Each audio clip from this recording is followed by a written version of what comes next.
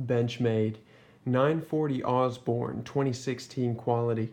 You may be asking yourself, why is there a Victorinox Cadet and a 4.7's Preon 2 on the table? Well, I thought their shade of blue went nicely with the blue Benchmade box, to be honest with you. My original introduction, I was just going to throw a stress ball in front of the camera. Kind of like that. I was like, how mature is that? So I went with this instead. Voila.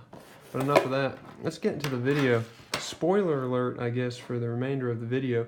What is the quality level of Benchmade in 2016? How about perfection? Seriously, in every aspect. I'm talking construction, blade centering, blade edge, which is arguably the most important part of any blade, locking mechanism. This is my first Benchmade, so it's my first experience with the access lock. It's like something out of another dimension, another realm. It's so buttery smooth. I think it has something to do with the phosphor bronze bushings in there. Could be mistaken. It's just such a pleasure to use and play with. All the multiple ways you could open it. Thumb on the thumb stud, middle finger, back thumb stud. That's a fun one. Axis lock, as I said, buttery smooth. Use one finger, two fingers. Initiate the blade, close the blade. I mean, watch, we just pull back on it with the index finger. Boop. Oh man, just such a pleasure. This blade is so thin and so light. That was one of the first things I thought. I've seen dozens of videos on the blade, but until you hold it in hand, you just can't really comprehend the size and weight. You may have heard that before. Another blade I had similar thoughts on was the Spyderco Delica 4. When I took this out of box, I was like, man, that is a thin blade. Very comparable to the 940 Osborne, which is why I brought it out. I mean, this blade, what else can I say? It's considered one of the most quintessential EDC blades of all time. I didn't say it. Benchmade said it. Their 2016 catalog here.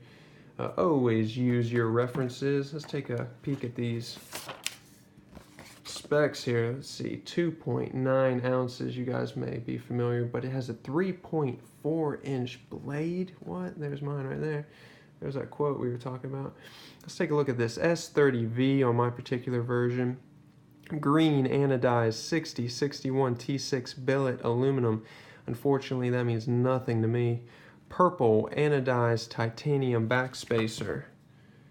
Yes, it is very pretty. It does stand out from just like a standard black blade, you feel me? And reversible tip-up pocket clip. Speaking of pocket clips, I got in contact with Benchmade customer service and acquired 2 additional pocket clips for variety. Here, stock comes with the black Benchmade pocket clip, and here is a black deep pocket clip with the butterfly logo, and I believe this one is called the Split Arrow pocket clip. So, of course, the benefit of the deep pocket clip is securing that blade deep inside your pocket, not having to worry about it flipping out. Looks fairly good. Very good, actually. Here's the split arrow pocket clip, which is thin and light, so it complements the blade very well, I think. There we go. Visual reference for you guys. So, this blade, man, what else can I say? I mean, you guys already know if you're considering buying it, if you have the funds, go ahead and buy it. If you already have it and you're just trying to remind yourself why you invested in this blade, you already know, man. You know why you invested in this blade. It's, I don't know. What's the competition? I don't know. I acquired this blade from Blade HQ for $195, 50 cents, free shipping. Thank you, Blade HQ. You may be like, what's that other knife? CRKT Fultz Minimalist. I love blades. Let me see that blade.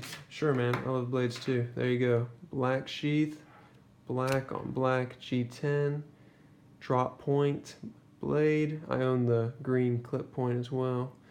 Very cool blade. You may be like, well, which knife do you like between the two?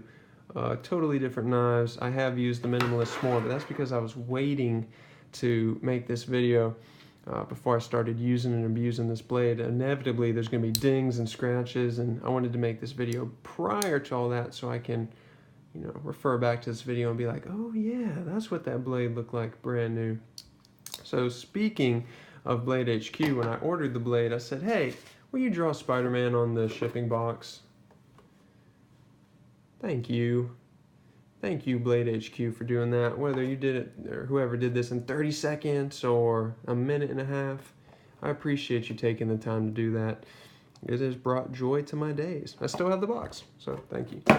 So what else can I say about the Osborne, man, that hasn't already been said? Probably nothing new.